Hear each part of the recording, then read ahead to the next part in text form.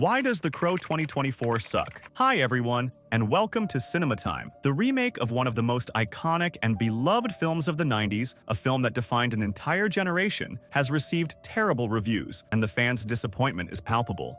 But why? What went wrong?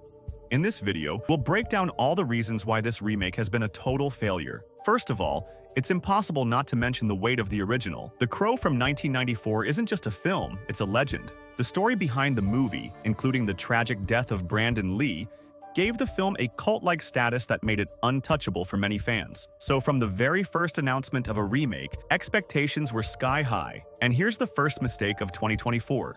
Trying to remake a film that, for many, didn't need a remake. The audience was already skeptical, and this remake did nothing to win them over. Now, let's talk about the direction and visual style of the film. When you think of a film like The Crow, the first thing that should come to mind is the gothic atmosphere filled with darkness and melancholy. In 1994, the original was gritty, raw, but charged with a unique poetic beauty. In the 2024 remake, however, this component seems to have been entirely sacrificed in favor of a polished visual style, but one that feels cold and distant. Take, for example, the scene where Eric Draven rises from the grave. In the original, this moment was crafted to make the audience feel the character's pain and trauma. The pouring rain, the dark lighting, and Brandon Lee's performance made us feel Eric's inner torment. In 2024, this scene almost feels like an exercise in showing off how good the CGI is. The entire moment is cold, artificial, and soulless. It feels more like a video game trailer than a dramatic scene, and that's a big problem. But let's talk about the script,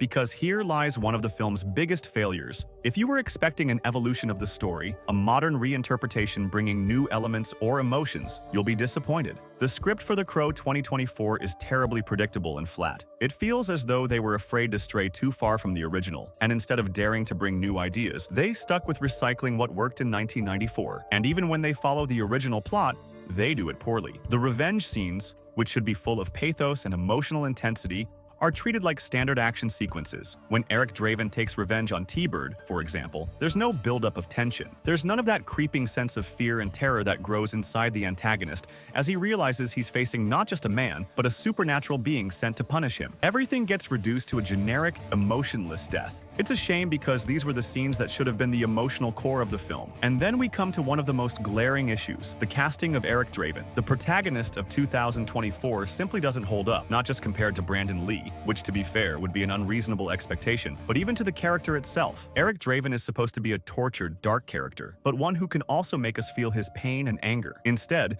in the remake, the new actor, Bill Skarsgård, comes off more like a robot. His performance is cold, detached, and he never manages to convey the emotions that should drive his journey of revenge. This becomes especially clear in a crucial scene, the moment when Eric paints his face for the first time. In the 94 film, this scene was iconic. Brandon Lee conveyed all the rage and despair of his character through that simple act. Here, though, the scene feels like it's only there because it had to be. There's no intensity, no feeling. It's an empty imitation of what was once loaded with meaning. One of the most disappointing aspects of the film, however, is the way Eric Draven's revenge is handled. In the original film, Eric's revenge wasn't just an act of violence, but an emotionally devastating journey. Each killing had meaning, and each confrontation with his murderers was charged with emotional tension. In the remake, this is completely lost. The killings feel more like a series of pre-programmed actions rather than desperate acts of justice. For example, the final confrontation with Top Dollar. In the original film, this was an epic moment, a climax where Eric finally faces the man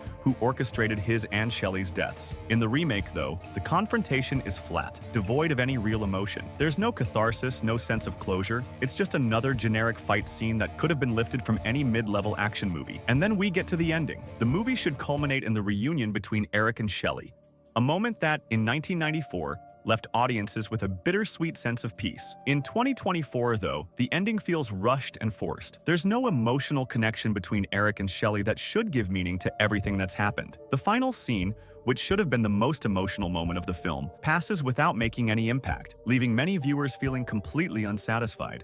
Ultimately, the main problem with The Crow 2024 is that it completely lacks a soul. It's a remake that cares too much about looking modern and visually impressive, but forgets the heart of the story it's trying to tell. There's no depth, no emotion, None of the tragedy and redemption that made the original film special. The Crow 2024 fails on every front. It doesn't manage to innovate, nor does it properly respect the legacy of the original. The result is an empty film that doesn't know what it wants to be. It's a film you watch and forget, leaving no emotional trace behind. That's why The Crow 2024 sucks. It's not just about not living up to the original.